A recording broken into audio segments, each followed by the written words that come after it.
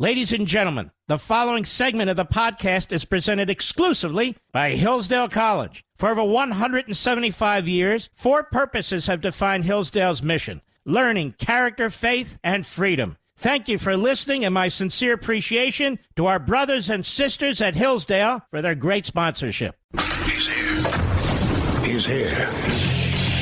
Now, broadcasting from the underground command post, deep in the bowels of a hidden bunker, somewhere under the brick and steel of a nondescript building, we've once again made contact with our leader, Mark Levin.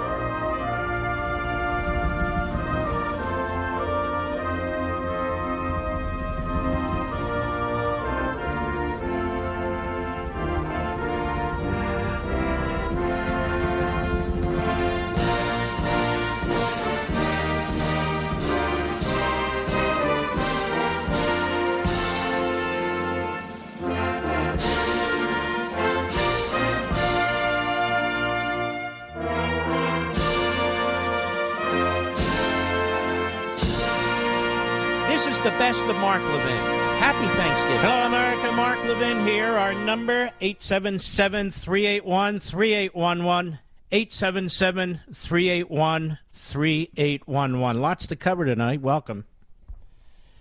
My special with President Trump ran at 11 p.m. Eastern Time for obvious reasons. It will run at 8 p.m. next Sunday after Thanksgiving on Thanksgiving weekend at its regular time, 8 p.m. Eastern.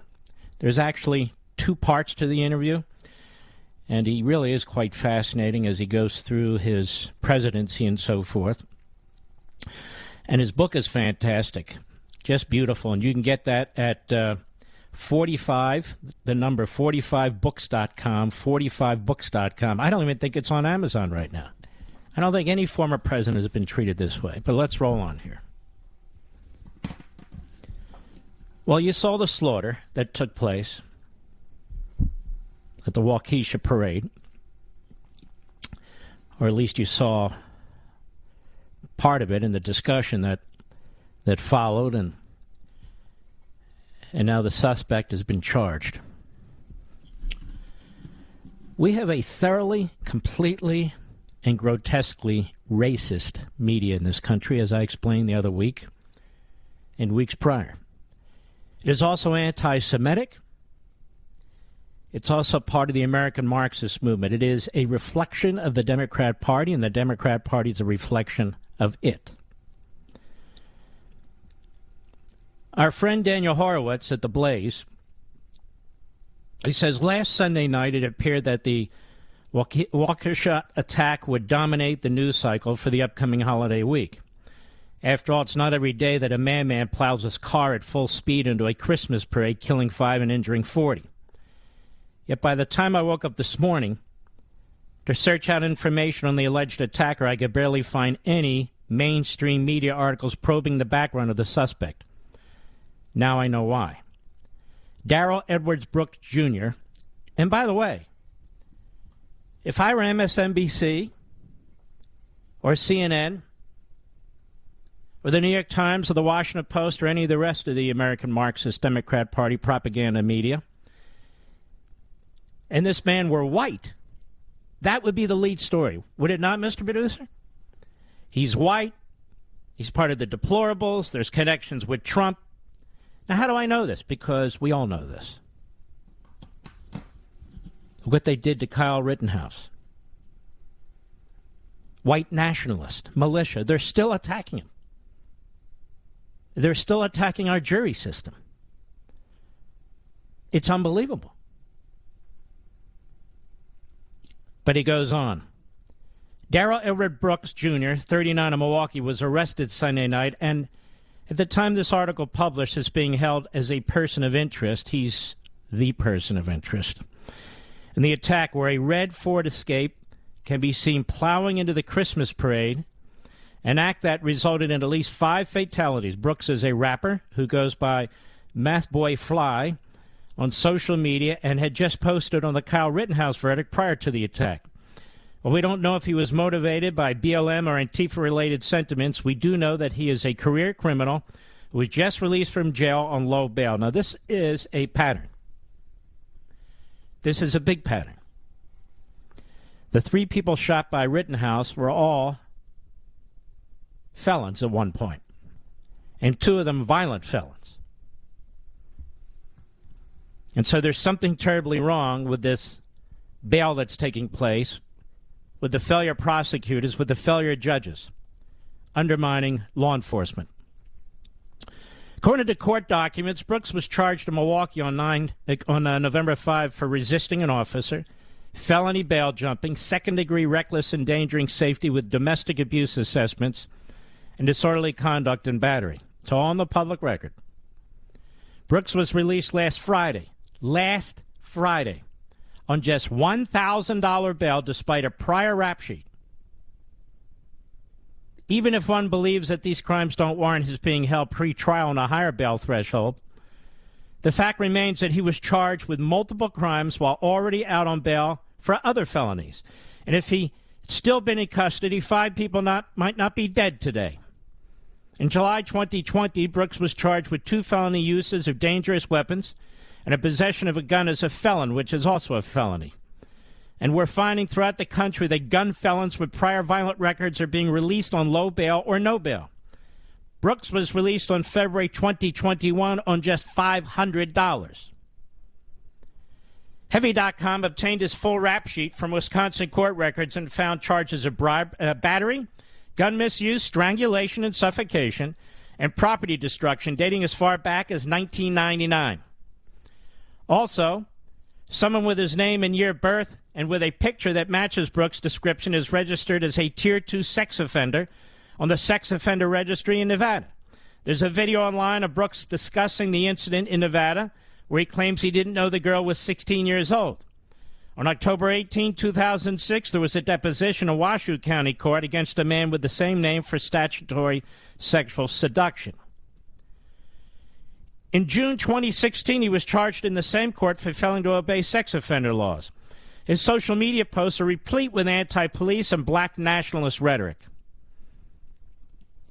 The tragedy is that a man with a history of violence and gun felonies is now accused of killing 5 people with a vehicle. This case demonstrates once again that guns don't kill. Career criminals who get undeterred and unpunished kill.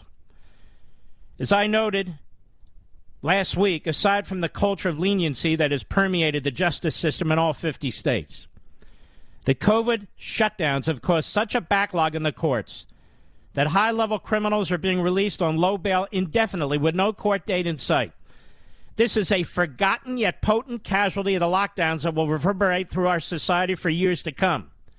And we need more funding for prosecutors in courts, real prosecutors, aimed and targeting repeat violent offenders and for enforcing or strengthening 3 strikes and you're out laws. Whether the attack was motivated by anti-white or anti-police animus is yet to be seen. But the clear implication from this case is that there are likely thousands of violent criminals out on streets because of weak sentencing, pretrial bail policies, and backlogs in the court, and I might add, illegal immigration. Any state legislature that fails to deal with this systemic problem during the upcoming 2022 legislative sessions will have blood on their hands for years to come. Unfortunately, there's never a clamor from the public to learn from the lessons of these attacks because they're frequently complete information blackouts from the media when the facts don't fit their narrative. Indeed, the Washoe attack is likely to become the new Las Vegas shooting. And so you see the completely, fundamentally racist media cover certain stories one way and certain stories another way. And it is a disgusting disgrace disgusting disgrace. And when we come back, I'll prove my point. I'll be right back. Mark Levin.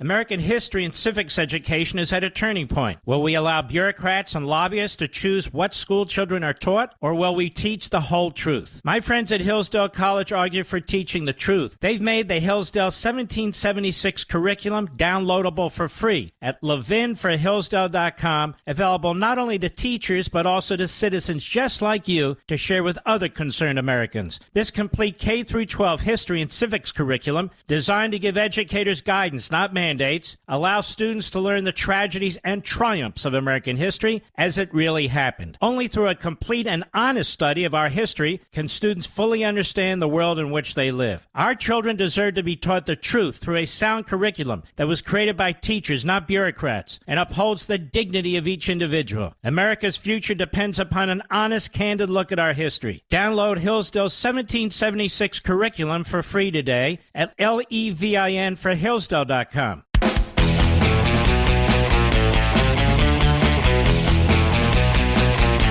You're listening to the best of the Mark Levin Show. Happy Thanksgiving.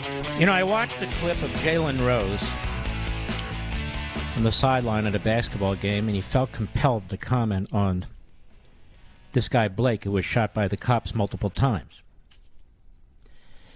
First, he said Blake was killed. That was a lie. Blake was not killed. Blake had just abused and is accused of molesting, I believe it was his ex-wife. She called the police. He had multiple situations of domestic abuse. He ran out to the car. He wouldn't give up to the police. They tried to resolve this. They couldn't resolve it. He kept walking around the car. They told him to stop. He wouldn't stop. They tased him. That didn't stop him. So he reaches in the car. He has a knife. And this is the man we're talking about. This is what we're talking about. And Jalen Rose says he was killed. He was not killed. And, of course, Jalen Rose comes to his defense. Michael Strahan gave him a softball interview not too long ago. His uncle's at the Kyle Rittenhouse trial when the decision's made by the jury, going on and on about what a racist country this is, that the Klan and neo-Nazis bailed him out. I believe it was Blake's uncle, wasn't it, Mr. Producer? Nobody corrected Jalen Rose. I don't know if Jalen Rose has apologized since, but I want you to understand something, folks.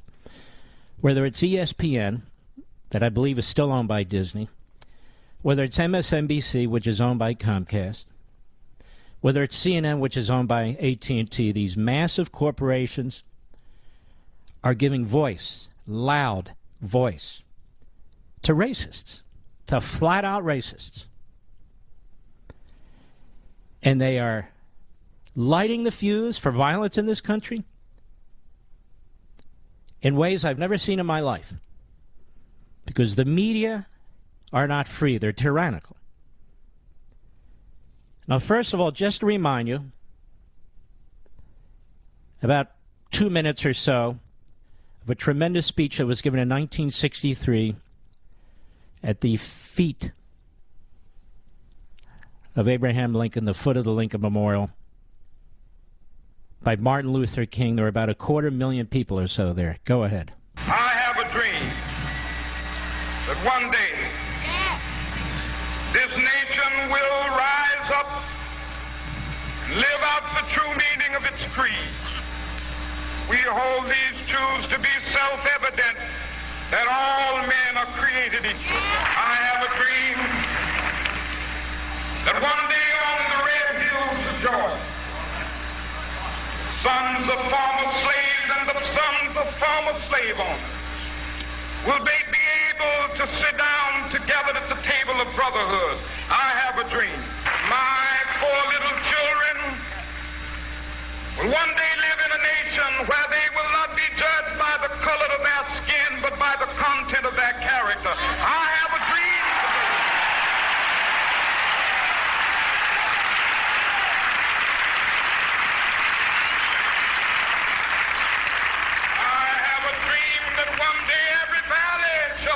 exalted.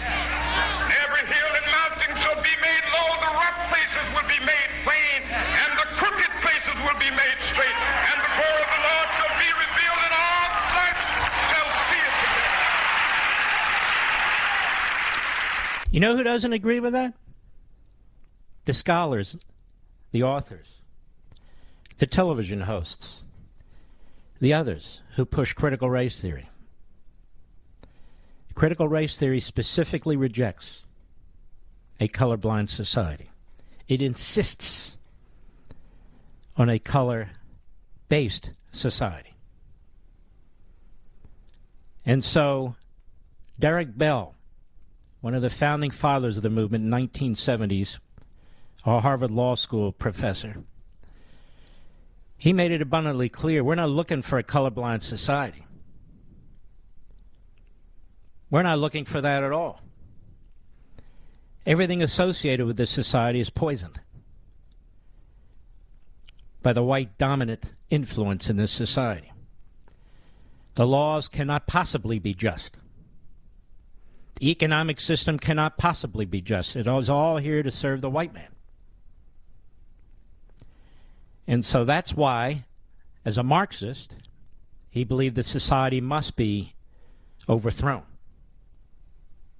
Started anew, a blank slate, pure Marxism.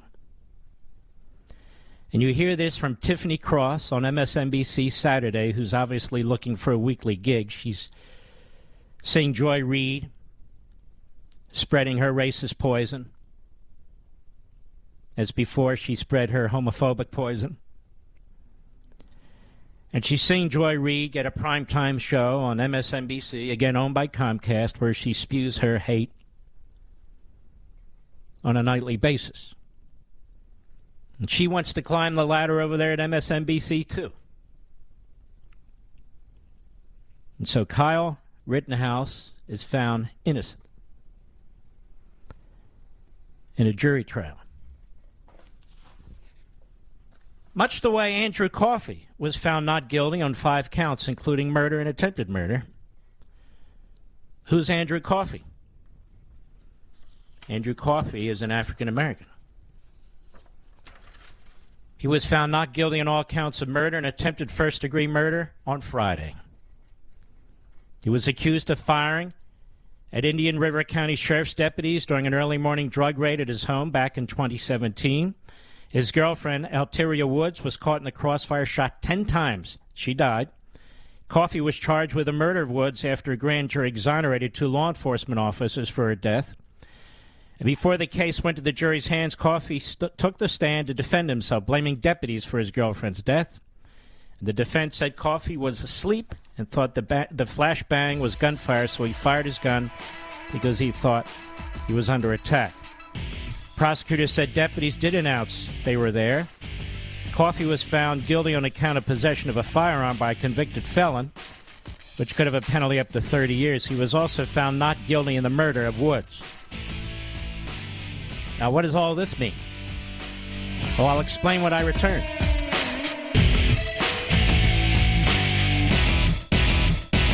American history and civics education is at a turning point. Will we allow bureaucrats and lobbyists to choose what school children are taught, or will we teach the whole truth? My friends at Hillsdale College argue for teaching the truth. They've made the Hillsdale 1776 curriculum downloadable for free at ləʻvɪn available not only to teachers but also to citizens just like you to share with other concerned Americans. This complete K-12 history and civics curriculum, designed to give educators guidance, not mandates, allows students to learn the tragedies and triumphs of American history as it really happened. Only through a complete and honest study of our history can students fully understand the world in which they live. Our children deserve to be taught the truth through a sound curriculum that was created by teachers, not bureaucrats, and upholds the dignity of each individual. America's future depends upon an honest, candid look at our history. Download Hillsdale's 1776 curriculum for free today at ləʻvɪn.com. This is Mark Levin wishing you and your family a happy Thanksgiving. Now back to the best of me. The establishment's worst nightmare. Mark Levin. Call in now, 877-381-3811. 5 dead, 33 wounded in weekend shootings across Chicago. This is CBS 2 Chicago. 5 dead. At least 38 people were shot over the weekend in Chicago, and 5 of the victims have died. Of those shot, at least 7 were under 18 years old. In one incident, 2 teen boys, 15 and 16, were shot while standing on a sidewalk in Fernwood neighborhood. The incident happened in the 10,000 block of South Parnell. At least 6 people have died from gun violence in the city as of Saturday night. In the fatal shooting of the weekend, a man was shot and killed and another was wounded in West Englewood. A 35-year-old man was found inside a residence with a gunshot wound to the hip. A 45-year-old man also found in a parked vehicle outside with gunshot wounds to the chest and head. The 35-year-old was transported by the Chicago Fire Department to Christ Hospital and was initially listed in good condition. Then the 45-year-old was transported to Advocate Christ Medical Center, where he was pronounced dead. In another deadly incident, 22-year-old man was shot in the head Saturday afternoon in North Lawndale, according to authorities. The victim was standing on the corner when an unknown person walked up and shot him in the head. Police also said a 47-year-old man was shot in a drive-by around 2 p.m. Saturday as he stood on a sidewalk. He suffered a gunshot wound to the lower right abdomen. He was taken to Stroger Hospital and was pronounced dead. On Sunday, a 19-year-old man was shot in the head in the 6700 block of South Merrill Avenue in South Shore neighborhood. The victim was pronounced dead at the scene. A 14-year-old boy was killed in a shooting in the city's Roseland neighborhood Sunday. Police said he was near a sidewalk shortly after 5 p.m. when he was struck multiple times. He was pronounced dead on the scene. A 16-year-old boy suffered a gunshot wound to the leg in East Garfield Park Saturday afternoon. He was walking when he heard shots and felt pain. 34-year-old man was shot during a robbery early Saturday morning. The victim was outside when he was shot multiple times by an unidentified male offender who fled the scene. The victim sustained gun wounds to the head and 3 to the arm.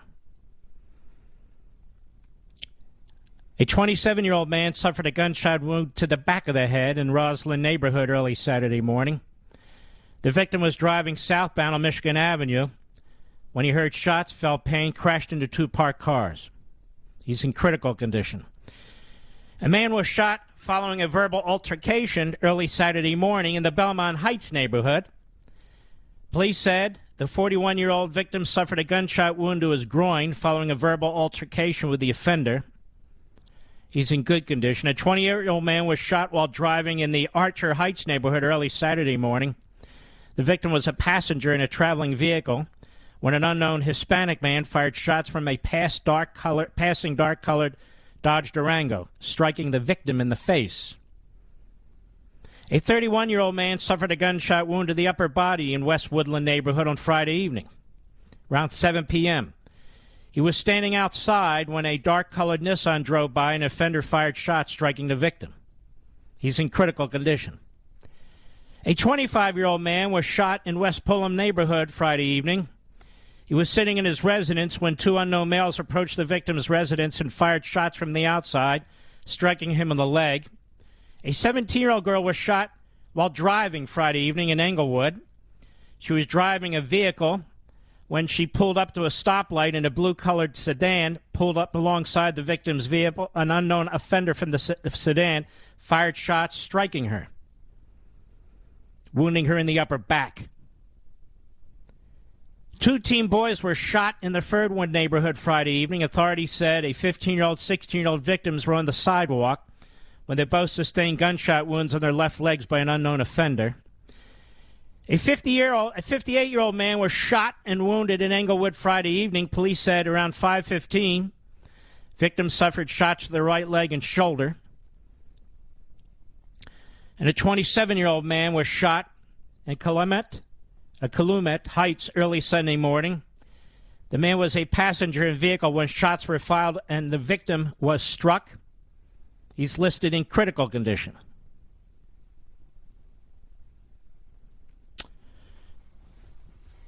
What do you think, Mr. Producer? Sounds like Afghanistan. Sounds like Iraq. I just provided you with more coverage of what took place in Chicago this weekend than any news organization, perhaps outside of Chicago.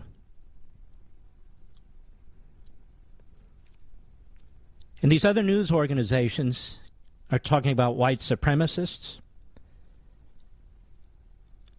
They're talking about white justice. See, these phony advocates dressed up as journalists, they're political hacks. They're ideological hacks. They don't spend a minute on what goes on in the weekends in our inner cities. Not a minute. Not 1 minute. For one, they wouldn't get ratings. For two, it destroys the narrative that we're all human beings, that we should have compassion for each other, that the issue isn't a systemically racist police force. Notice they don't talk about that anymore. Now it's about vigilanteism. So we had to defund or slash the budgets of systemically racist police forces, they call them, and now it's vigilanteism if you defend yourself. But all that's going on in this country, the thousands and thousands of murders, the overwhelming majority which are black young men against black young men, get almost no attention, particularly on CNN and MSNBC, particularly by Joy Reid and Tiffany Cross and Al Sharpton,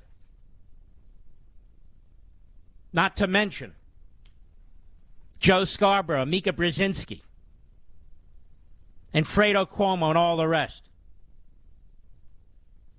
It's shocking. So what does Tiffany Cross, a nobody, a host on MSNBC Saturday, what does she make of all this?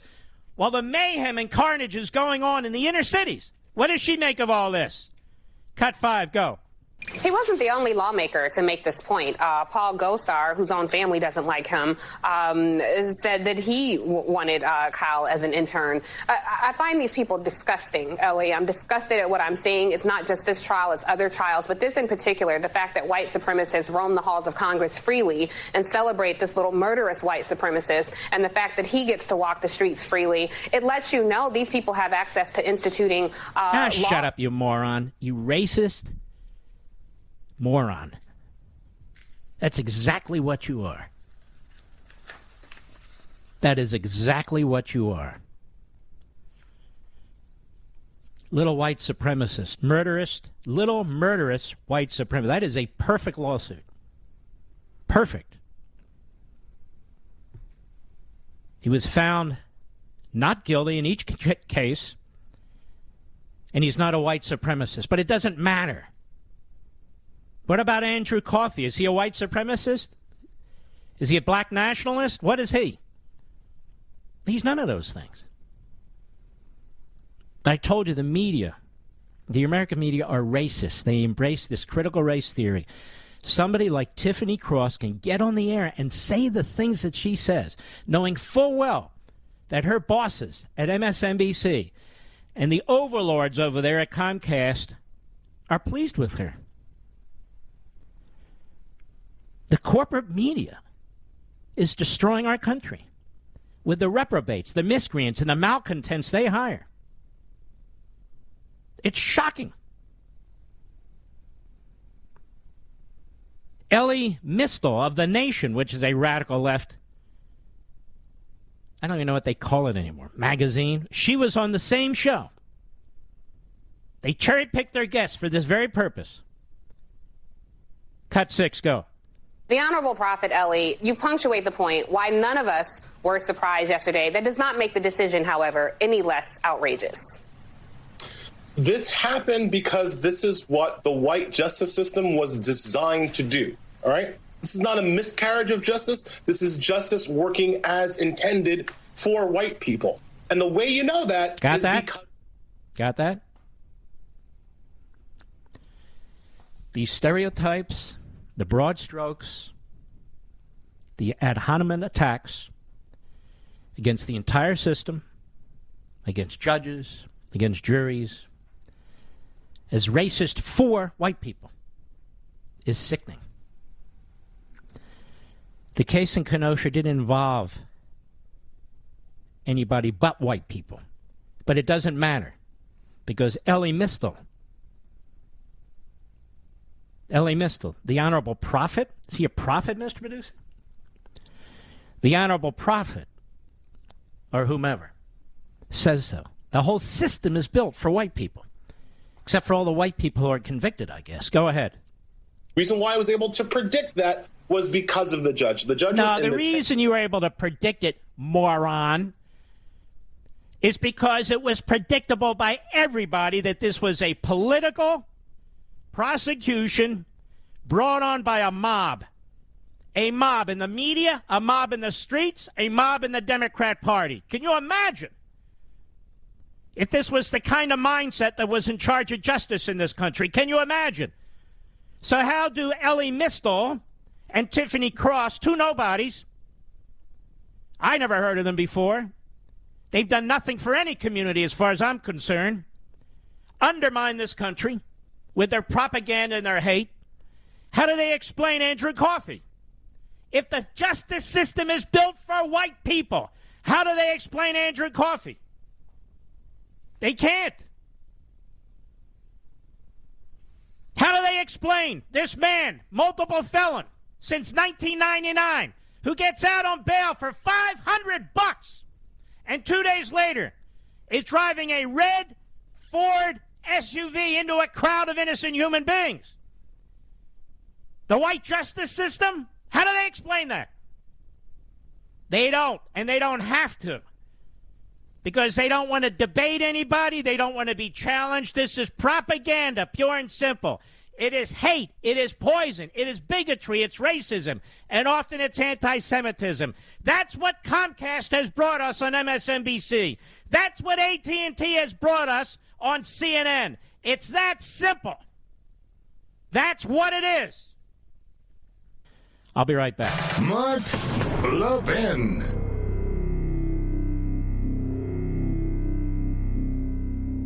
American history and civics education is at a turning point. Will we allow bureaucrats and lobbyists to choose what school children are taught, or will we teach the whole truth? My friends at Hillsdale College argue for teaching the truth. They've made the Hillsdale 1776 curriculum downloadable for free at ləʻvɪn available not only to teachers but also to citizens just like you to share with other concerned Americans. This complete K-12 history and civics curriculum, designed to give educators guidance, not mandates, allow students to learn the tragedies and triumphs of American history as it really happened. Only through a complete and honest study of our history can students fully understand the world in which they live. Our children deserve to be taught the truth through a sound curriculum that was created by teachers, not bureaucrats, and upholds the dignity of each individual. America's future depends upon an honest, candid look at our history. Download Hillsdale's 1776 curriculum for free today at ləʻvɪn.com.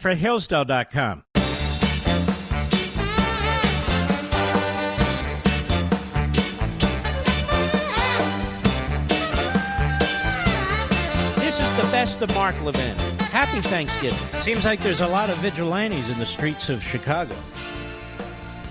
Do we know their names?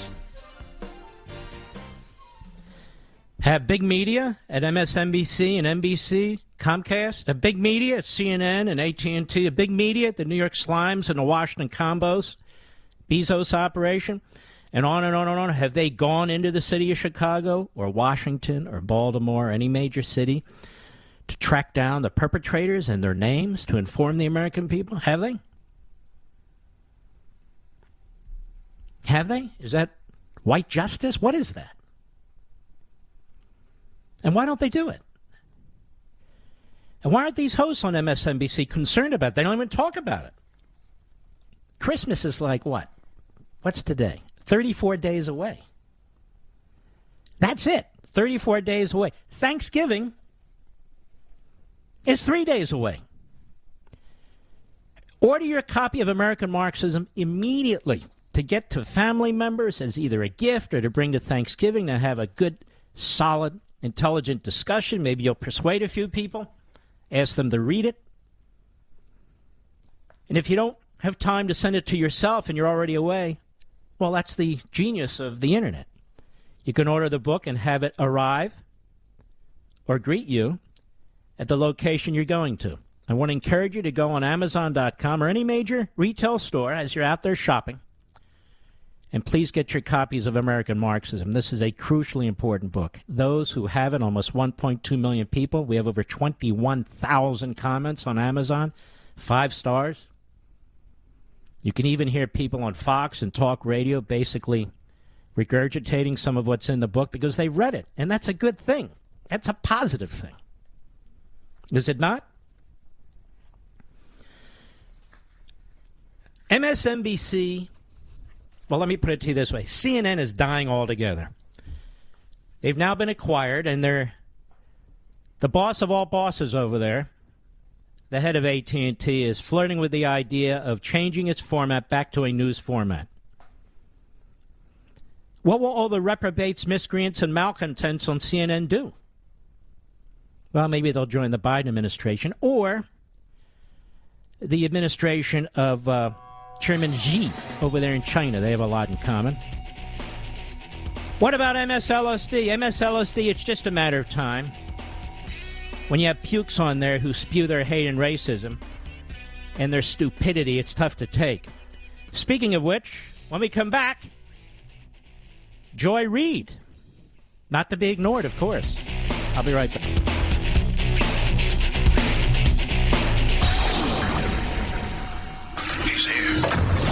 He's here. Now, broadcasting from the underground command post, deep in the bowels of a hidden bunker, somewhere under the brick and steel of a nondescript building, we've once again made contact with our leader, Mark Levin.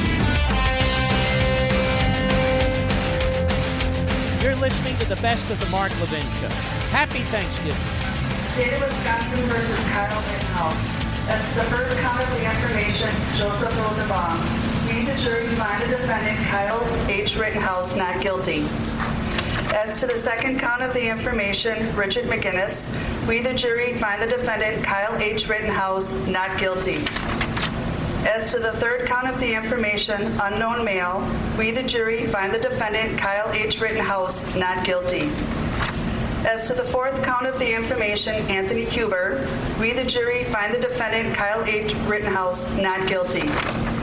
As to the fifth count of the information, Gage Grosskreutz, we, the jury, find the defendant, Kyle H. Rittenhouse, not guilty. Members of the jury, are these your unanimous verdicts? Is there anyone who does not agree with the verdicts as read? Would you wish the jury polled? No. Okay. Hi, I'm Mark Levin. Innocent on all counts, as we knew he would be, because he is. Self-defense. Self-defense is codified in our law, but self-defense has existed even before the United States has existed. If you believe somebody's going to do serious bodily injury to you, even to the point of killing you, you have a right to injure them or kill them first. That's basic stuff. And in this trial, it wasn't even close. And all the facts didn't even come up during the trial. Facts that would have helped Rittenhouse further. I did a monologue on Life, Liberty, and Levin last Sunday, and I've talked about it much here, and I've written an entire book on it, on freedom of the press. How corrupt the American media are, how they represent the American Marxist movements. And they have demonstrated through this trial, and through this day, and through this evening, just how despicable they truly are.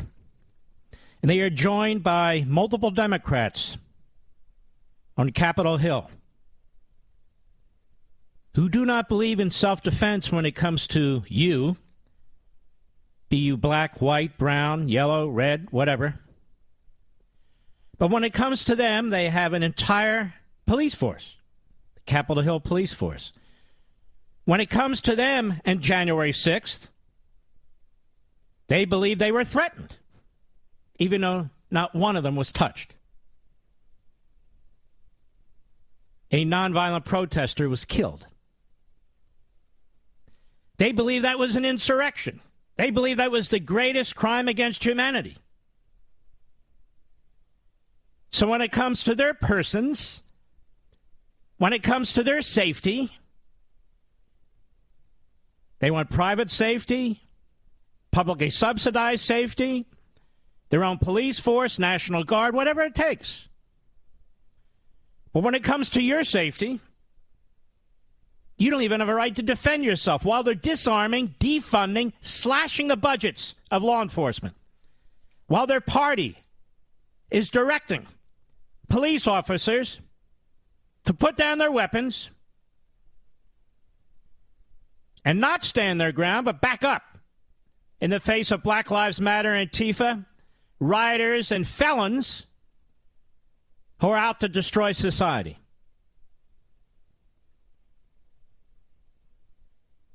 Now, we really do need to make an assessment of the media in this country. If there is violence in any city, it is on the hands of MSNBC and CNN. Is it on the hands of those so-called reporters who've been tweeting? It's on the hands of Democrats in Congress. It's on the hands of Joe Biden, who made another stupid statement today, issued a stupid statement today, even though he said earlier today that he hadn't watched a trial. So his handlers, his puppeteers, who move his mouth and move his hands to sign things, they told you what they think. Because, you know, ladies and gentlemen, we've moved from systemic racism in the police force to systemic racism in society, particularly when it comes to white people. Now, this case had absolutely nothing to do with race, but there's Al Sharpton. There's Al Sharpton, an anti-Semite. There's Al Sharpton, who became infamous early in his life about lying about police. The Tawana Brawley case. The Crown Heights case. Guy works for MSNBC. Everybody wants to know what Al thinks, right? Or look at the sleaze that is the Scarboroughs. Look at it. They'll say anything for a buck. They need the job to subsidize their lifestyle. Just watch. Watch as the Democrats who defended the rioters, the violent rioters, all through 2 summers ago. Watch as they are angry to the point of promoting violence, encouraging violence. Because Kyle Rittenhouse was found innocent by a jury. They don't believe in the jury system. They don't believe in the system. They're worse than the rioters. They live off the fat of the earth and at the same time pretend they're some kind of revolutionaries. The corrupt media in this country, worse than the rioters. The corrupt Democrats in this country, worse than the rioters. Truly unbelievable. Judge Schroeder, they've been smearing this man. Judge did a fantastic job, if you ask me. A fantastic job. The prosecutors in this case demonstrate an all too familiar pattern that they are willing to violate the United States Constitution, the orders of a court, and they're prepared to undermine justice in order to count another scalp and play to the mob. If the mob hadn't been rioting in Kenosha, none of this would have happened. None of it. But they were. Jacob Blake's uncle outside Kenosha Courthouse. Why do I care what he has to say about this case when the jury already spoke? Why is he getting attention from the media on this issue when it has really nothing to do about race?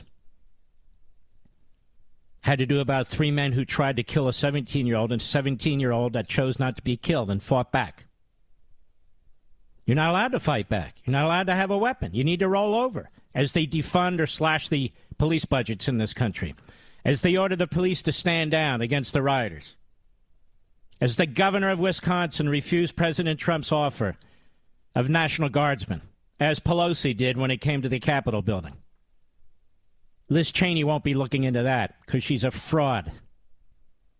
Because the Cheneys and the Bushes and the Rhinos and all the rest seek the destruction of Trump. You know, I watched this Chris Christie. It's amazing. He's on Fox. He's on MSNBC. He's on CNN. He's on quasi-conservative radio. He's on liberal radio. This guy's a chameleon. A very fat chameleon, but nonetheless, he's a chameleon.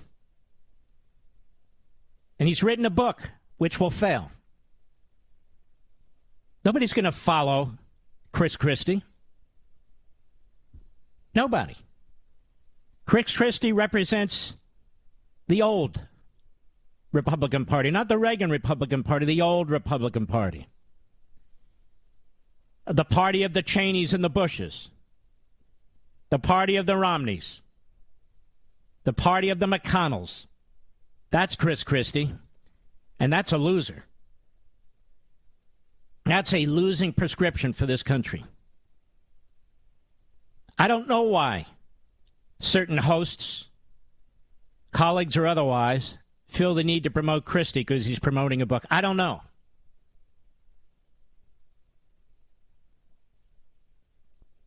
But I circle back. I want you to listen when we come back to Chuck Todd, because if there's violence in the streets, and by the way, Kenosha is very quiet right now. If there's violence in the street, Chuck Todd. If there's violence in the street, Eugene Robinson.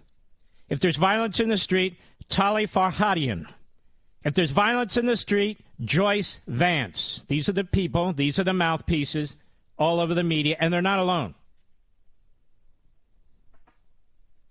And yes, Kyle Rittenhouse should sue Joe Biden for millions, because Joe Biden made it abundantly clear that he believed Kyle Rittenhouse was a white supremacist. And as a matter of fact, his ads demonstrated it, because Trump wouldn't denounce him. Trump wouldn't denounce him. The Paula Jones case that the Supreme Court heard, that I am more than familiar with, stands for the proposition that as a private citizen, things that you have said and done are still subject to civil litigation, even if you become president of the United States. That's what the Supreme Court of the United States said. When Joe Biden smeared Kyle Rittenhouse, he was a mere citizen like the rest of us. No protection. Right, Joe, who refuses to protect the executive branch and Trump's rights under executive privilege? Well, guess what, pal? You have no executive privilege or executive anything. You're naked. You are naked in front of the law. Should Kyle Rittenhouse sue your sorry ass for smearing him for political reasons? And by the way, every single commentator, every single contributor, every single host who's been on cable TV or elsewhere was accused Kyle Rittenhouse of being a white supremacist, a domestic terrorist, and so many horrific lies told about him, asserting it as fact. You better get a good lawyer. Because if Kyle Rittenhouse wants to, he can sue your asses too for everything you have. and he will win. Is it a tough case? Typically, it's a tough case. But if you call somebody a white supremacist and a domestic terrorist, and you have no evidence whatsoever, none, that's not a tough case, whether you're a public figure or not. I'll be right back. Mark Levin.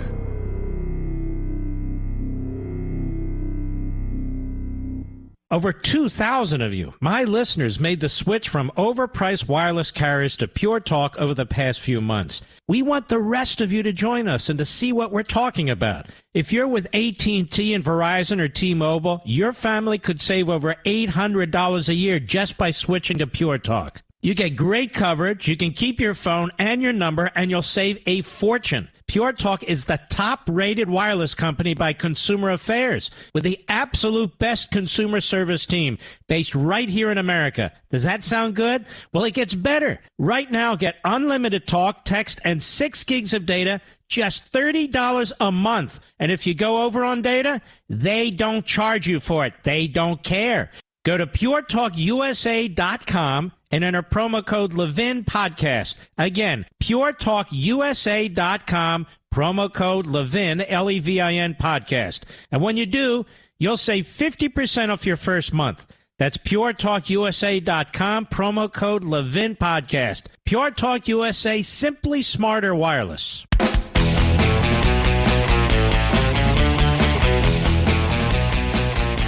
Mark Levin wishing you and your family a happy Thanksgiving. Now back to the best of me. The insanity of the American Marxists, whether they be in the media, whether they be in the streets, whether they be in academia, really never ends. I've heard some members of Congress, some in the Black Caucus, some not, saying things like, Kyle Rittenhouse was a white vigilante. It's a vigilante. You know, taking the place of the police, for which he didn't have authority. Now, I just could have sworn that we were told the police are systemically racist. That they randomly and wantonly kill people, particularly minorities. But now, you see, we should rely on the police. Disarm yourself. Do not help your fellow man. Don't help the community in which your father lives and other relatives lives, in which you've worked and held a job and so forth. No.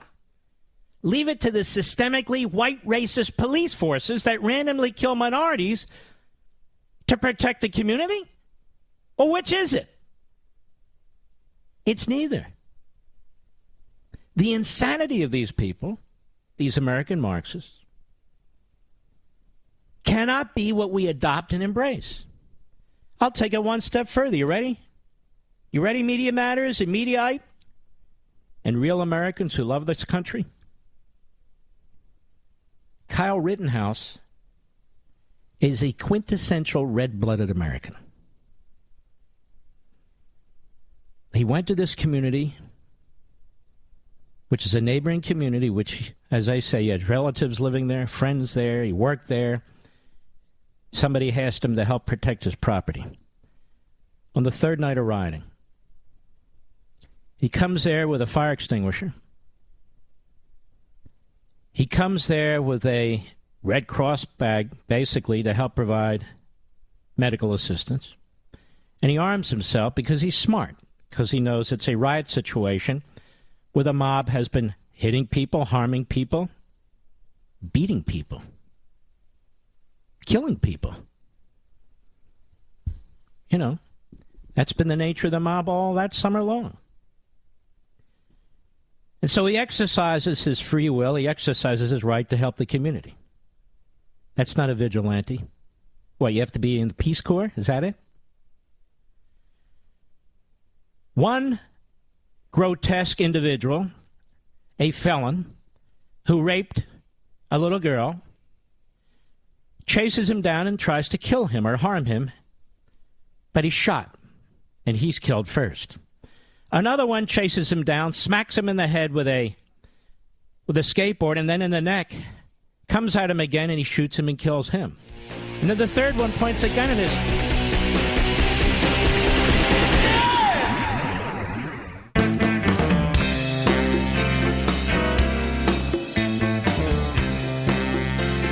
best of Mark Levin. Happy Thanksgiving. Mark Levin, the research arm of conservative media. Call in now, 877-381-3811. Folks, being Friday and all, please don't forget to watch Life, Liberty, and Levin this Sunday, 8 p.m. Eastern Time. The full hour, President Donald Trump. The entire hour. I tell you the truth, I just finished doing that show with the president literally about 90 minutes ago. He was absolutely spectacular. Absolutely spectacular. And I think it's fair to say that he and I and Melania and he and my wife and I, we have a special relationship in the way that we talk to each other. I do not bother the president. I don't press for things and so forth. He had asked if I would consider coming down to Florida and speaking with him about this fantastic new book that they're putting out. And it is fantastic, as a matter of fact. It's a significant book. It's got photographs of the 4 years of his presidency with comments under most of them, or certainly many of them, that he wrote. He chose the photos as well. And I know you're going to love this. And I know you're going to love the discussion. I do not interrupt him. I let him speak his mind. And you're going to see the Donald Trump that I see. Tact. He's not undermined. There's not accusations. Just let the man talk. Raise an issue, let him explain. And you're going to see how engaged, sharp, judicious, words that you will not hear from his attackers, that he is. It really is. For me, it was very, very special. Not just to see him, but I think you're going to see, because a couple people afterwards came up to me and said, wow. Not because of me, but because of the way I do interviews that allows the guest to think about subjects, to think about what they're going to say and make their statements. So I hope you'll check it out. It's not a typical interview with President Trump, Sunday, 8 p.m. Eastern Time. You can always DVR it. Get your DVRs ready if you're going to be occupied otherwise. This was what I was talking about. Joe Biden, August 27, 2020, cut 4, go. The president has not talked about the shooting of Mr. Blake. He's talked about violence at protests in the wake of it. I'm wondering why you think that is, that he hasn't actually addressed it. There's obviously... So here's an attack on Trump, who has nothing to do with the Blake situation, nothing to do with the Rittenhouse situation. Joe Biden's running for president. It's August 2020, and the question is, I wonder why you think the president's doing this. I wonder why you think the president's doing that. Go ahead. Circumstances around it, but the video obviously has been out there. Well, look, I don't know enough to know whether that 17-year-old kid, exactly what he did, but allegedly he's part of a militia coming out of the state of Illinois. He's not part of any militia and never was. He says allegedly. That's fine. Go ahead. Heard this president say one negative thing about white supremacists? Okay, white supremacists. Now, that's more than an implication. Why bring up that phrase if you don't believe Kyle Rittenhouse is a white supremacist? You wouldn't. You wouldn't. Here's what I do know. Donald Trump never had any association with white supremacists. Joe Biden did. Openly so. And embraced them. And embraced them. Racists in the Senate. He did. Anyway, those are grounds for a very, very effective lawsuit. I want to go to Chuck Todd on MSNBC today. You all know that I despise this guy because he's a hack, Democrat, American Marxist in journalist drag. And I remember I used to enjoy watching Meet the Press. even though I didn't always agree with the host. Whether it was Lawrence or Tim, but not Chuck. Chuck is a fraud. Listen to this. Cut 5, go. And David, I think you said it well when you were talking about how the prosecution should have thought about basically doing everything they could to sort of take some of the politics out of their presentation, take some of the politics out of their charges. And I guess ultimately, what is this case revealing about us as a society? You know, is this a case of we've got we obviously are divided on race. Our gun laws are very polarizing in this country as well. It is interesting to me that you're going to have folks on one side of the political aisle see this through the prism of race, and I think on the other side of the aisle claim they're seeing it through the prism of the Second Amendment. Why don't you stop? This was a self-defense case. You're the clowns that keep bringing up racism and gun control and everything else. And so there's pushback against your narrative. Because people like me, who love this country and believe in the Constitution, all of it, were well aware if there had been guilt found by the jury in any of those charges, you would have politically interpreted it as finally a jury standing up on race, or finally a jury standing up against the Second Amendment and so forth, because this is all you know. You're a political, not even animal, reptile. I guess that's an animal. Go ahead. I guess the question's going to be, you know, if you're an elected official in Wisconsin, what are you looking at? Are you looking at your gun laws? You're looking at your gun laws. Folks, there's a riot taking place. People are burning buildings. People are attacking. Many of them aren't using guns at all. They're using knives, skateboards, baseball bats, frozen bottles of water, hard-boiled eggs, hardballs, that is baseballs, sharp objects. They're using flagpoles, sharpening the edges, using them as spears. We saw that in Portland as well. You're going to look at your gun laws? Ladies and gentlemen, the jury system worked. Ladies and gentlemen, the gun laws worked. The good guy lives. The bad guys, 2 died, 1 was injured. This is exactly how it should have turned out. And I'll say it again. Kyle Rittenhouse is a quintessential American, a red-blooded American, regardless of race, who came to that community to help out. He's not a vigilante. Just listen to these Democrats and these American Marxists trashing the cops over and over again. Systemically racist. That people are frightened of them. Then on the other hand, trashing a citizen who volunteers to help his fellow man. Unbelievable. How about this, Chuck?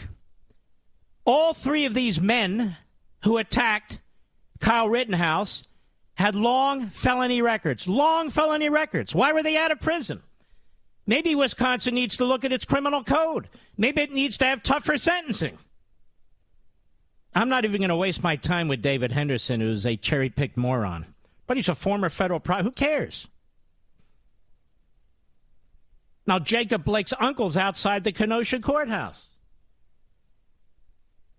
Why? Here's what he has to say. Cut 6, go. But when you have the guy who's presiding over the whole thing, puts his hands on the scale and allows this young man literally to walk out, he gave him a pass. He didn't allow evidence. So the judge did it. The Democrat-appointed judge put his hands on the scale and let him walk out. I guess Jacob Blake's uncle isn't aware that there was actually a jury. Actually a jury that sat there day in and day out, hours at a time, had to go through all the minutia. No. Jacob Blake's uncle knows the truth. Jacob Blake's uncle knows what justice is in the case of Kyle Rittenhouse. Jacob Blake's uncle is the media focus because Jacob Blake's uncle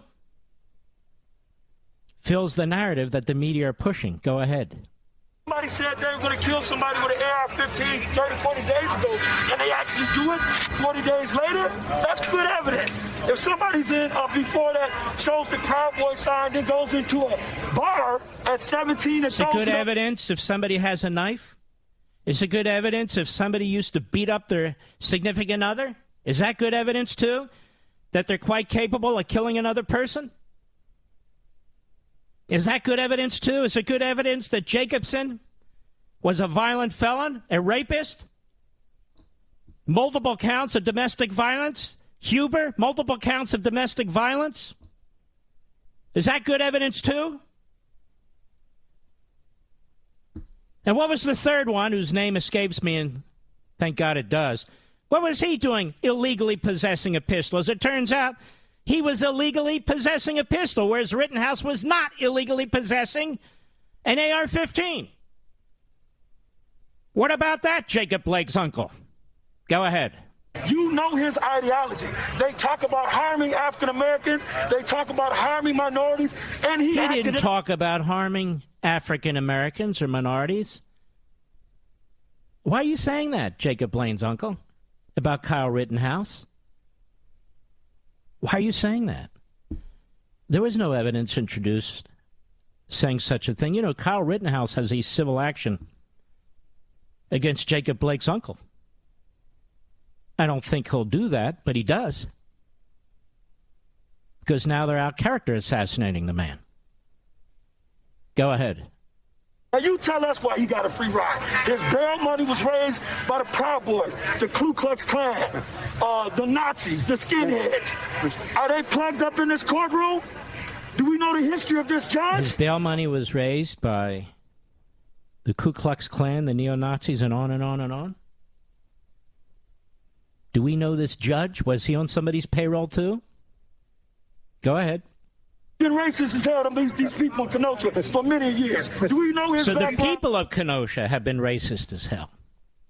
The entire population of Kenosha has been racist as hell.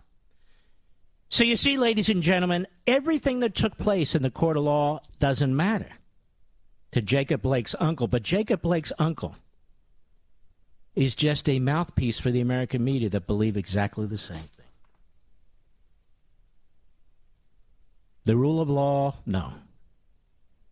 No. Go ahead.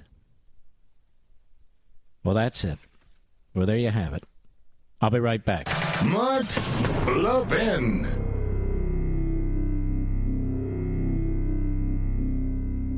Over 2,000 of you, my listeners, made the switch from overpriced wireless carriers to Pure Talk over the past few months. We want the rest of you to join us and to see what we're talking about. If you're with AT&T and Verizon or T-Mobile, your family could save over $800 a year just by switching to Pure Talk. You get great coverage, you can keep your phone and your number, and you'll save a fortune. Pure Talk is the top-rated wireless company by Consumer Affairs with the absolute best consumer service team based right here in America. Does that sound good? Well, it gets better. Right now, get unlimited talk, text, and 6 gigs of data, just $30 a month. And if you go over on data, they don't charge you for it. They don't care.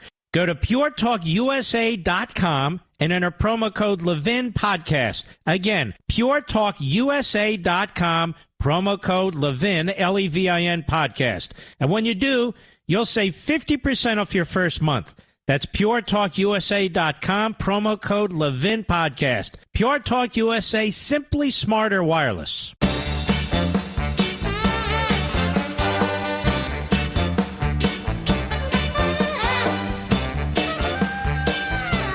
Listening to the best of the Mark Levin Show. Happy Thanksgiving. Tammy Baldwin, senator from Wisconsin, attacked this decision. She's a disgrace. She's a disgrace for attacking this decision. Absolutely appalling.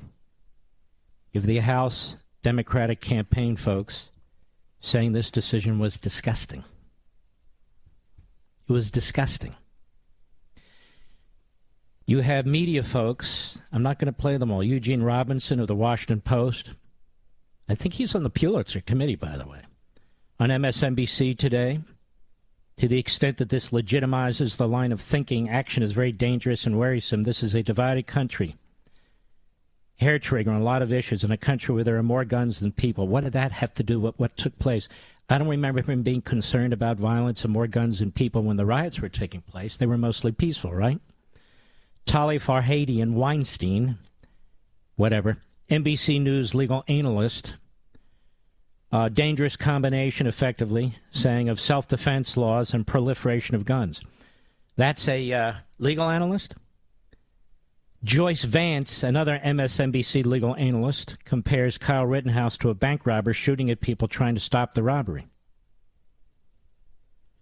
Why do they have to make parallel arguments? Why do they have to argue in the alternative? We know exactly what took place here. And I want you to know, folks, it's no thanks to MSNBC and NBC, and it's no thanks to CBS and ABC. It's no thanks to the New York Times and the Washington Post. It's thanks to independent, free press journalists. Journalists like journalists at the founding of this country. The corporate press, listen to me. America's corporate press, these big corporations that own these newsrooms, are thoroughly and completely corrupt and dishonest. They are propagandists for the left. That's it. Case closed. If it wasn't for the independent free press, young people working for the Daily Caller, the Daily Wire, working for Blaze, working for all themselves all over the place with video. If it wasn't for them, we wouldn't have this information. If it wasn't for them, we wouldn't know the truth. Instead, we'd be getting propaganda from the likes of Chuck Todd and so many others. Thank God for our new, free, independent press that work outside these social regimes of the New York, Washington, and L.A. corporate. AT&T owns CNN. Comcast owns NBC and MSNBC, and on down the line. Thank God for these brave young men and women who put their lives on the line.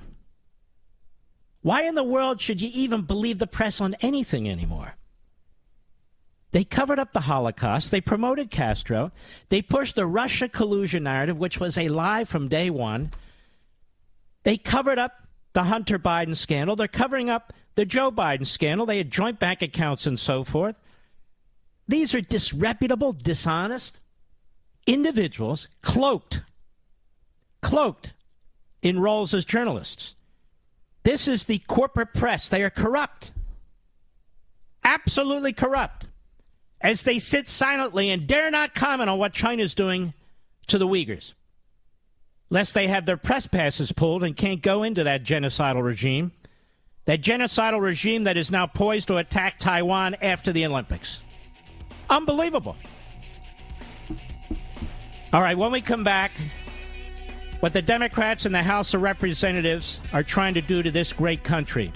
Every single phony moderate voted for it, except some clown in Maine because it didn't go far enough. Every single phony moderate voted for it. Ladies and gentlemen, this final hour of the podcast is sponsored exclusively by AMAC, the Association of Mature American Citizens. Now over 2 million conservative members strong, AMAC believes in and stands up for the values that we care about: faith, family, and freedom. Thank you for listening, and please support AMAC. And you can become a member at amac.us/join. He's here. He's here. Now, broadcasting from the underground command post, deep in the bowels of a hidden bunker, somewhere under the brick and steel of a nondescript building, we've once again made contact with our leader, Mark Levin. This is Mark Levin wishing you and your family a happy Thanksgiving. Now back to the best of me. Hello, America. Mark Levin here. Our number, 877-381-3811. 877-381-3811. The case is now with the jury, the Rittenhouse case. Let's hope there's some justice left in this country. Let's hope. Tiffany Cross is on MSNBC. I never heard of her before. But she's another person with a show on Saturday. Maybe that's why I've never heard of her before. But she is aggressively, in my view, anti-white. And by white, I don't just mean people who have white pigmentation, whatever that means. Anti the existing American society and culture. In other words, these are people who hate the country, and Tiffany is among them. This is the kind of platform that Comcast gives to people. This is why the country is getting worse and worse in terms of division. The people of this country would get along just fine, but for the people who try and tear us to pieces. They're trying to now brainwash everybody into this attitude. Shocking. Shocking. And you know what I call it? I call it the Louis Farrakhan model, which is embraced by Tiffany Cross and Michael Eric Dyson and Cape Fear and all the rest, regardless of their race, Joe Scarborough. But here's Tiffany Cross on MSLSD on Saturday. Cut one, go. Well, how can the industry be more welcoming? Because I have to tell you, I talked to a lot of truck drivers in preparing for this segment, and most of these truck drivers are people of color, and they talked about, hearing some of the racism over the CB. This is, again, an industry populated by a lot of white men over the age of 55. This group of people overwhelmingly voted for Trump. Some people have talked about, aggressive truck drivers cutting them off or not being helpful. Who are these people? Why didn't you give us names and interview them on the record? You do know what videotape is, right, for television?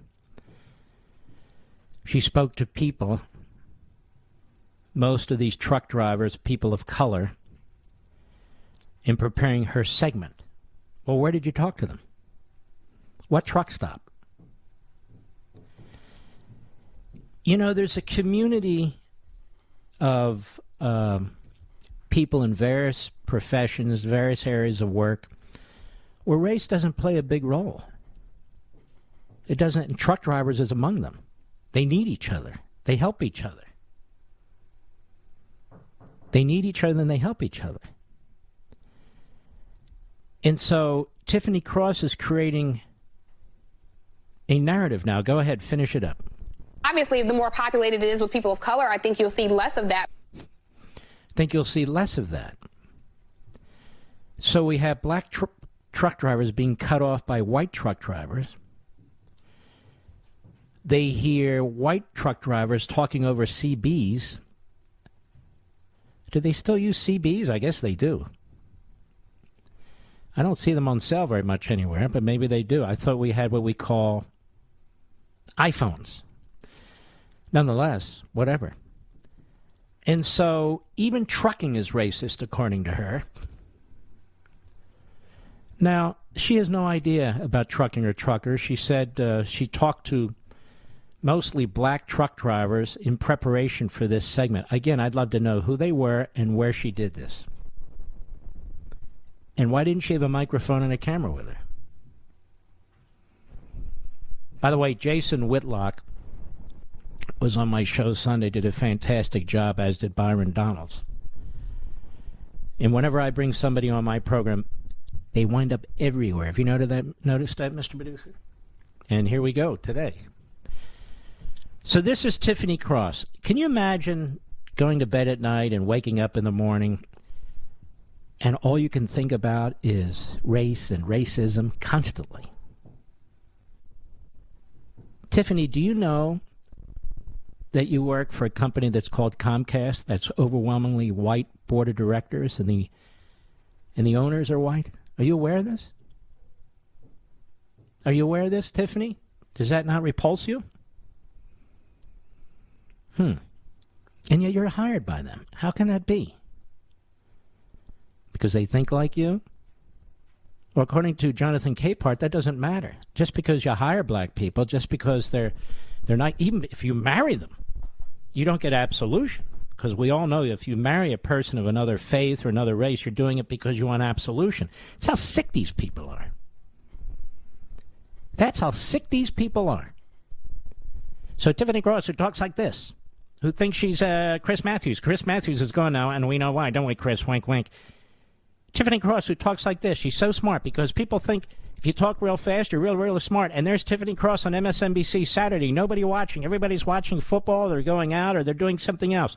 Tiffany Cross, I wonder what her ratings are. They can't be good. They must be bad. That means we're a racist society because she's not white. Right? No, she's an idiot. Absolute idiot. There's so many people who would be better at her job. There's so many people who could do better than almost every host on MSNBC and CNN. They have no talent.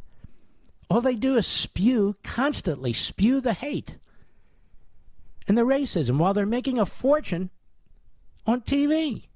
Like somebody's stopping them. It's incredible. But that's Tiffany over there in MSNBC. Does MSNBC have any host who supports the country? Just one. Is there a single host on MSNBC who believes in America? Don't give me Joe Scarborough or his missus, because they demonstrated a long time ago they will milk America for everything it's worth. They don't love America. Or how about NBC? Chuck Todd. Does Chuck Todd love America? No. He spews the same hate as the American Marxist movements do. Absolutely does. I don't find him to be a nice guy at all. But I met him in the green room. And, he's really nice to me in the green room. I haven't met him. And that's all that matters, if somebody's really nice to me in the green room. Well, I haven't met him. He's got that weird haircut. Just keeps changing, like he's 4 years old and mommy keeps cutting his hair, with the scissors across the front. But Chuck Todd is not even an intelligent person. They used to have Tim Russert. That guy was unbelievable. And before him, Joel Spivak. And then they purposely lower their standards. But I have a question, folks. Here's the anchor on Meet the Press, right? What's his race, Mr. Producer? White. They have their Sunday show on ABC. George Stephanopoulos. What's his race? White. They have a Sunday show on CBS. Nobody watches it. What's his or her race? White. Isn't that amazing? Jeff Motherzucker. What's his race? He's white. I can go right down the list. Let's look at AT&T. Board of directors, CEO, white. What's that all about? The ownership of the New York Times always has been white. They're inbreds. Oh. Look at the Washington Post. Who's at the head of the Washington Post? A guy named Fred Ryan. White. White as white can be. Isn't that amazing? And yet Tiffany Cross is there talking about truck drivers. Truck drivers. She's met truck drivers, and most of them, she happens to know an industry populated by a lot of white men over the age of 55. We can't have that, America. No. And Tiffany, what have you done for your country? What have you done for anybody? What have you done for black people? Nothing. You're a loser. All you do is attack people. That's why you have no ratings. But that's also why you were hired by Comcast. I'll be right back. Mark Levin.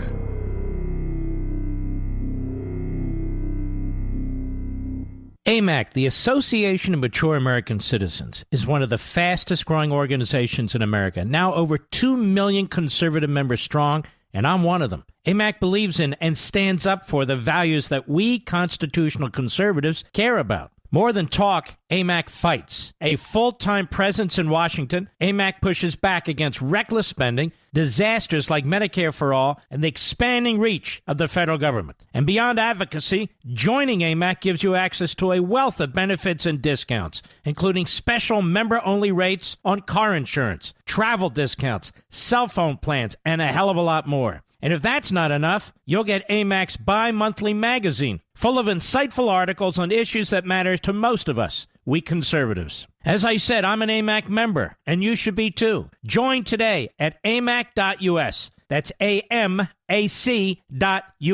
Stop supporting the liberal agenda that the other 50-plus organization has been pushing for. Join AMAC instead. AMAC.us.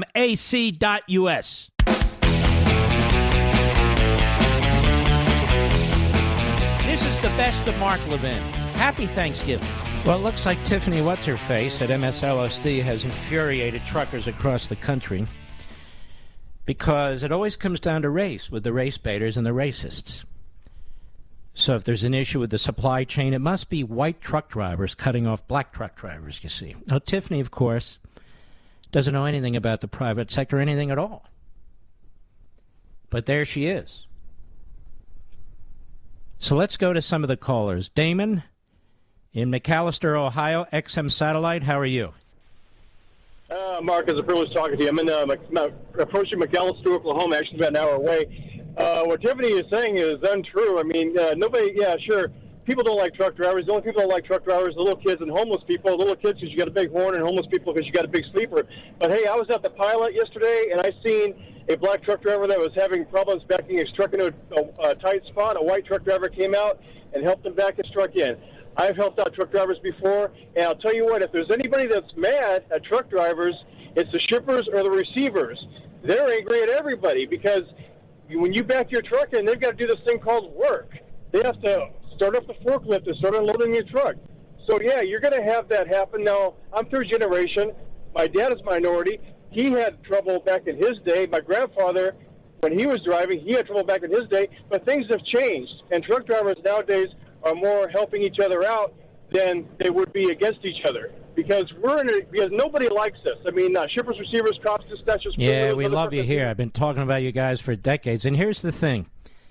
Tiffany doesn't know a damn thing about trucking or truck drivers.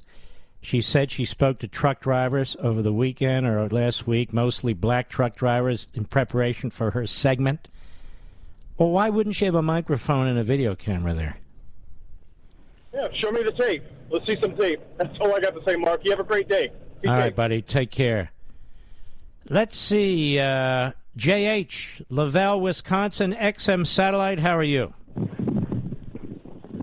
Yeah, this is Peter in Laval, Wisconsin. Peter, hey, okay. Great to talk to you, Mark. Longtime fan of yours. Thank you. And conservatism in a general sense of way. Hope my kids grow up to go to Hillsdale College. I have two cousins that went there. Yeah. And I think they're all right, only tell me better about trucking before we run out of time. Okay. Yep, sure. So let me tell you something. I'm going to help out my trucker buddies. I don't care if they're black, brown, white, yellow, speak English, don't speak English. I don't care. I don't care if they voted for Mickey Mouse. Mm-hmm. You know, the fact of the matter is we're all out here. We bust our butts every day. We're trying to move stuff along. And you know what? Then we got some jerk like Joe Biden that thinks that we can afford $4 to $5 a gallon diesel and then laughs at us because, you know, hey, it hurts us. It hurts everybody. It hurts. Mm-hmm. Oh, no, you don't understand. On MSNBC today, what was her name? Rule, Mr. Producer? Stephanie Rule? Listen to what she has to say about inflation, okay? Go ahead. Nobody knows exactly when they're going down, but you have to put all this in perspective. This inflation is not in isolation, and the government predicted it was going to be a challenging recovery, all tied to COVID. So it's why you see things like that expanded child tax credit. You've got the families of over 60 million kids on average getting $430 a month. For people on fixed incomes, older people on Social Security, they're getting those fixed payments adjusted forecasted next year up 5.9% for inflation. And the dirty little secret here, Willie, while nobody likes to pay more, on average, we have the money to do so. All right, there you go. This woman is so out of touch. She's so out of touch. She knows nothing about it. It's like this Tiffany. She's talking about truck drivers. She doesn't know truck drivers, black, white, or in between. This clown rule, she doesn't know what people are going through. She's stuck in her little office near Wall Street in New York or wherever the hell it is, across the river, I guess, in New Jersey. She doesn't get out there and see how people are struggling or anything. What about you, Mark? I'm out all the time. All the time. I want nothing to do with the kind of social circles these people keep. It's an amazing thing. But she says, what's your problem? What's your problem? It's just the way it is, Peter. You can afford it. It's not that bad. Yeah, all right. Thank you for your call, my friend. Let's go to John, Pensacola, Florida, XM Satellite, wide awake, trucker as well. Go right ahead, John. Mark, thank you very much. You're a hell of a patriot, and I think I speak for all of us truckers. Thank you for everything you do. And Thank you, I've got guys a and message gals. for Tiffany. I was an instructor for 10 years. I've been driving for almost 40. There's a multitude of different backgrounds out here of Cuban, black, white, yellow, green, and we have none of this. Wait a minute. John, are you telling me trucking is more diverse than the boardroom at Comcast and NBC and MSNBC? Very much so. And I was an instructor for 10 years. We have different backgrounds of employers that have been out there, doctors, lawyers that have been tired of doing those professions. They've gone into trucking, different multitudes of races, religions. And let me tell you something. We all stick together out here. And Tiffany, if she wants to stir up a bunch of hornets, she has done it. Mm-hmm. Because us truckers out here, we have our own way of doing things. We stick together, but there is nothing racist or one-sided about anything. We help each other out here every way that we can, and that's a message for Tiffany. She's a fool. She doesn't know a damn thing. Thanks, John. Let's go to another John, Crescent, California, XM Satellite, a Hispanic truck driver. How are you, John? Mark. Yes, sir. Honor to talk with you. Thank you. I'm a Hispanic truck driver from Crescent City, California. We're up in the Redwoods. And this lady has never been to a truck stop. And just like the previous caller, there's all kinds of nationalities out here driving. And I've had white guys, older white guys, when I first started out, help me backing into tight situations. I didn't ask them. They came up and offered their help. That's how it is out here, just like that guy John said. She doesn't know what she's talking about. There's so many different. I was in school with Somalians and Nigerians and Native Americans, and it's very diverse out here. John, here's the thing. Americans get along with Americans for the most part. They really do. I mean, do you go to work thinking there's a black guy, a white guy? No. You just get along. You're an American. You're red-blooded. This is our great country.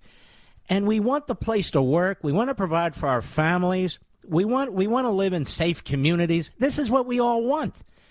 But this is what I meant last night on Fox. This is what I mean today. The media hate the country. The media want to divide us. The media have us at each other's throats. They give a platform to the most radical, extreme nut jobs in the country, in our universities, and they are now among them. And the Democrat Party cannot advance its own power structure unless it is turning American against American over race, over wealth, over age, over sex and gender, over anything it can. It is a destructive, hateful party and ideology.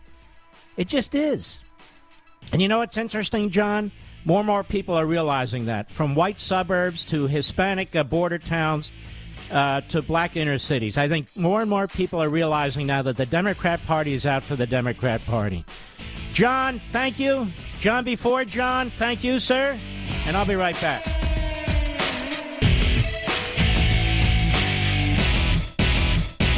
AMAC, the Association of Mature American Citizens, is one of the fastest growing organizations in America. Now over 2 million conservative members strong, and I'm one of them. AMAC believes in and stands up for the values that we constitutional conservatives care about. More than talk, AMAC fights. A full-time presence in Washington, AMAC pushes back against reckless spending, disasters like Medicare for All, and the expanding reach of the federal government. And beyond advocacy, joining AMAC gives you access to a wealth of benefits and discounts, including special member-only rates on car insurance, travel discounts, cell phone plans, and a hell of a lot more. And if that's not enough, you'll get AMAC's bi-monthly magazine, full of insightful articles on issues that matter to most of us, we conservatives. As I said, I'm an AMAC member, and you should be too. Join today at amac.us. That's AMAC.us. Stop supporting the liberal agenda that the other 50-plus organization has been pushing for. Join AMAC instead. AMAC.us.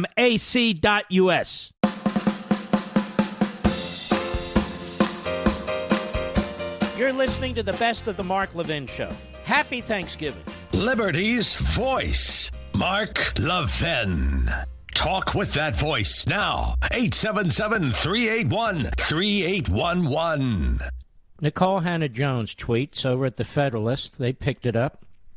Sean Fleetwood, New York Magazine writer and founder of the 1619 Project. Nicole Hannah-Jones took to Twitter this week to offer a historically illiterate take on why the United States bombed Hiroshima during World War II. And, of course, she was promoted by the New York Times, her 1619 Project, promoted by the New York Times. Historical scholars from every walk of life came out and said she doesn't know what the hell she's talking about. But it doesn't matter, you see. In a now deleted November 6th tweet, Jones attempted to argue that the only reason the United States dropped an atomic bomb on the Japanese city was due to financial reasons.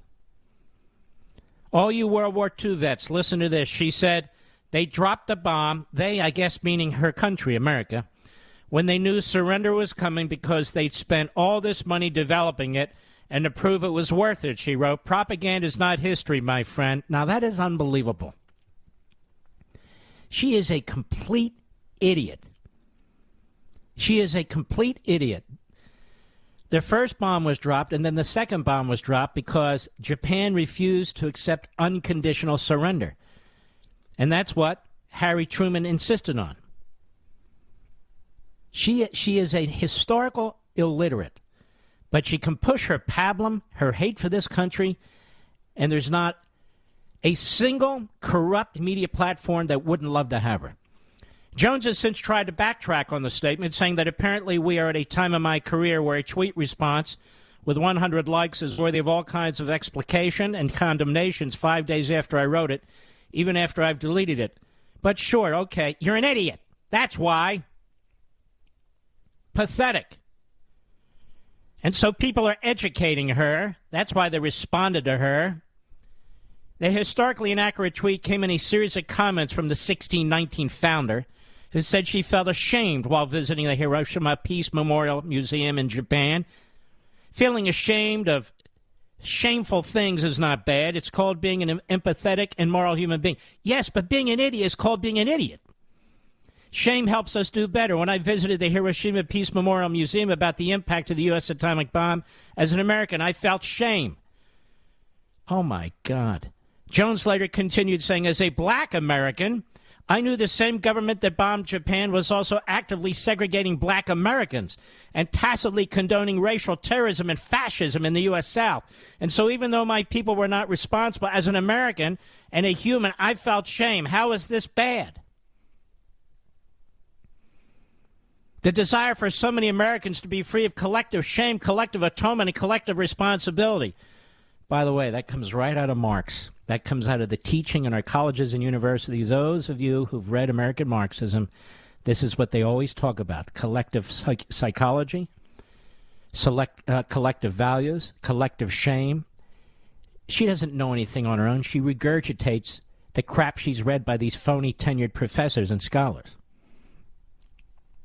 Shameful legacy of centuries of slavery, racism, apartheid, and terroristic violence visited upon fellow citizens is the sign of an immature and selfish culture, added Hannah-Jones, whose 1619 Project was awarded a Pulitzer Prize.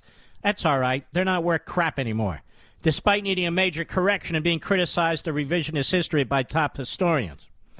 And contrary to Jones's historical revisionism in her tweet, the United States only dropped the bomb on Hiroshima after the Japanese government's continued refusal to surrender. As noted by the History Channel, the Allies issued the Potsdam Declaration demanding the unconditional surrender of all the Japanese armed forces, while also warning that failure to comply would mean the inevitable and complete destruction of the Japanese armed forces, and just as inevitable, the utter devastation of the Japanese homeland. Only after Prime Minister Kantaro Zuso responded by telling the press that Japan was paying no attention to the given ultimatum did Harry Truman decide to drop the first atomic bomb on Hiroshima on August 6, 1945. Even after that, leaving roughly 80,000 people dead, Japan's Supreme War Council refused to surrender to the Allies. It's only after a second bomb was dropped on the city of Nagasaki that the Japanese government began negotiations of surrender with the United States and the rest of the Allied powers. Well, you do know, do you not, Hannah Jones? More people died in the Civil War than died by the dropping of those two atomic bombs. Are you ashamed of the Civil War, too? I'm just curious. Are you ashamed of the Civil War, too? That a war was fought to keep the country united and to end slavery. You know, this is typical of the Marxist CRT left. It just is. We defeated a fascist regime under the Emperor of Japan and Tojo. A vicious regime. Ask the Communist Chinese what the Japanese did to the Chinese. Ask the Koreans what the Japanese did to the Chinese. Ask my grandfather, who's now deceased, unfortunately, what they did to Americans who they captured on Iwo Jima. This woman knows nothing. Nothing. She's a clown. She's a fool. And she's promoted by the same clowns and fools at the New York Times and elsewhere who lie to us each and every damn day. It is absolutely shocking. She's ashamed? Who gives a damn what she's ashamed of? Honest to God. Who cares? She's ashamed of the United States? Mm-hmm. All right. Let's take some calls here. Let us go to Sebastian, Hazel, Texas, on the Mark Levin app. Sebastian, how are you, sir? I'm well, Mr. Mark Levin. Mark, I'm just disturbed at what I heard that is being mentioned about white drivers purposely causing a supply chain crisis to affect black families. I mean, I have white friends in the trucking industry that I went to school with, and many of them are former service members, veterans who served in the military and who came into trucking, and they actually looking to go into trucking to serve the country, to bring food to the table, and just to keep the country moving. You have people who got master's degrees in education who joined trucking for the same reason that they love the country and they want to see the country move. And I just find this thing to be an insensitive comment to make. It's so bigoted, and it's just completely outrageous and so out of touch with what you actually see on the ground as a truck driver. Many of these truck drivers would like to drive 800 to 1,000 miles a day if it wasn't for all these federal regulations. Yep. So this idea that they would purposely want to, stop, do a supply chain crisis to affect black families, it's just completely outrageous. So you're a black trucker, is that right? Mark. Yes, Mark, yes. Do you find white truckers purposely cutting you off? God, no. I mean, no, who they come up with these cockamamie arguments, and who even thinks like this? I mean, it's unbelievable. They're so secular in their thinking, Mark, but I'm glad that you're exposing this stuff, because I'm glad I called, because this is ridiculous. And I just wanted to just let people know that are out there that this is not the reality. It is a big family. We all look out for each other, and you have white drivers helping out blacks, and you have black truck drivers helping out whites.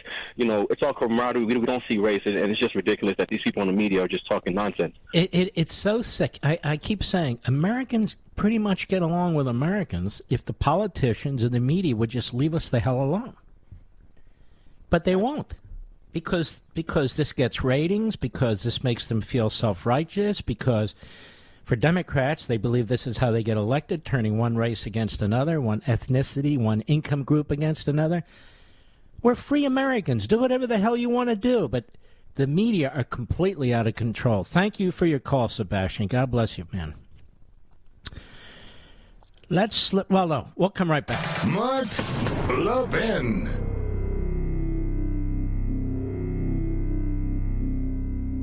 AMAC, the Association of Mature American Citizens, is one of the fastest growing organizations in America. Now over 2 million conservative members strong, and I'm one of them. AMAC believes in and stands up for the values that we constitutional conservatives care about. More than talk, AMAC fights. A full-time presence in Washington, AMAC pushes back against reckless spending, disasters like Medicare for All, and the expanding reach of the federal government. And beyond advocacy, joining AMAC gives you access to a wealth of benefits and discounts, including special member-only rates on car insurance, travel discounts, cell phone plans, and a hell of a lot more. And if that's not enough, you'll get AMAC's bi-monthly magazine, full of insightful articles on issues that matter to most of us, we conservatives. As I said, I'm an AMAC member, and you should be too. Join today at amac.us. That's AMAC.us.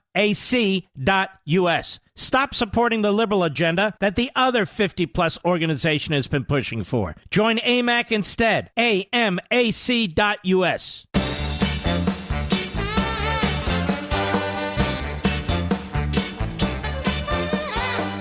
This is Mark Levin wishing you and your family a happy Thanksgiving. Now back to the best of me. I'm going to tell you something. MSLSD, Tiffany, I don't know how many Tiffany's drive trucks or have ever been in a truck stop, but what do I know? Boy, she pissed off the truckers across America. I'm telling you right now, and people over this Japanese issue. Let us continue. Ivan, Atlanta, Georgia, XM Satellite. Ivan, how are you, sir? Hey, Mark, how's it going? All right. I have to say thank you for letting me on tonight. And I also want to say that I feel so fortunate and so glad that I can hear people I can relate to with our current issues in this country. I'm actually a Hispanic gay male, and let me tell you that I'm two minorities, and there's no way that, like, especially the gay community, they always talk about how Trump this, Trump that, and they always want to bash him and this and the other. And let me tell you, this is all BS stuff, literally. And the Latino community, they're being fed lies too by Telemundo and Univision. Everybody knows that, though. But a lot of the Hispanic community is waking up.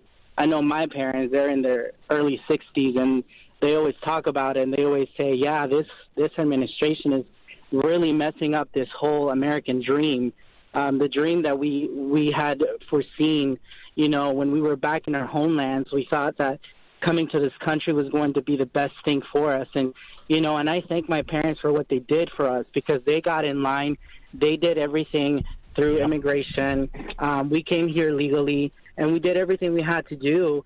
And now we have this crisis, and it's just like, come on now, get in line, you know, do what we did. It's just, this whole country is burning to the ground, and we hate to see that, because we came here with nothing but hope and dreams, and we've achieved so many things in our lifetimes, but it's just so sad, everything going on. But I'm happy to hear that people are waking up in both sides of my community. Now, let me ask you a question, Ivan. Being either pro-Trump or fairly conservative and gay and a Hispanic, particularly in the gay community, can be tough, right? It's very, yes. It's like I have no friends. Well, what did the left ever do for the gay community other than give them, talking points? I feel like nothing. Remember when Obama was running in 2008, he was asked about gay marriage? He said he opposed it. Exactly. And Joe Biden said the same thing. I mean, it just doesn't add up to me. And then I blatantly show people all the how obvious, I mean, the evidence. I mean, you can YouTube this. It's all over the internet.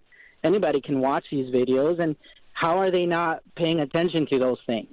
And yet it's crazy to me that people just want to go out and shout Biden, Biden, Biden, when he's been a politician for so long and has done nothing. And let me ask you this. Joy Reid. Joy Reid had some of the most poisonous, anti-gay tweets years ago. Not ultra many years ago, but years ago. And she blamed it on hackers who came into our system, and nobody could ever find these hackers because she's a liar. And so she used to, and it wasn't just the gay community, other minority communities too. But she's okay. She's got absolution, you know. And so she can get on there now on MSNBC, say pretty much whatever she wants to say. The left gets away with this stuff. They do. And, you know, I run a small business, and a lot of my clients that come and see me, I'm a hairstylist, by the way, but a lot of my clients that come see me, they're all, you know, minorities. But I always try to very, like, tactically and slowly kind of push in and tell them what's going on and to try to wake them up. Because everything that's going on, I mean, they just have to wake up and see everything for what it is. And I feel like I try not to discuss too much politics in my business. Yeah, you'll lose business. But I try to, exactly. And I do try to acknowledge some things, to tell them, hey, you know, inflation is bad right now. Have you noticed? You know, it's just, you know, at the top. And I try to make it very passive. Let me ask you a question before I run out of time. You're a hairstylist? Yes, sir. What do you do for a bald guy like me? What do you do for me? You basically have to cut the hair short, right? I have hair systems I can put on, man. No, I don't want fake hair. There's nothing you can do, really. And you know what? I don't care. My wife loves me. That's good enough for me. All right, Ivan. You're a great guy. I appreciate it. Call again. Appreciate it. Let's continue, shall we? Let's see. Jim, Jacksonville. You got this right. All right. Jacksonville, Arkansas. Hello, Mark. The great KARN. Jim, how are you? Hello, Mark. Yes, sir. If Hannah Jones was embarrassed when she visited Hiroshima, how would she feel if she visited the Arizona Memorial in Pearl Harbor, Hawaii? I don't think that's on her list of places to visit, do you? No, I guess not. She should go there. She might want to check out, you know, the different military cemeteries. I wonder if she's ever been to a Civil War battlefield. You know, these people are such frauds. Absolute frauds. Right. Has she been to any concentration camps, you think, in Europe? I'm just wondering. She probably skipped those. Mm-hmm. How do you wake up every day in this magnificent country and just hate it and look for ways to hate it, look for ways to tell other people to hate it? I don't understand it. Thank you, my friend.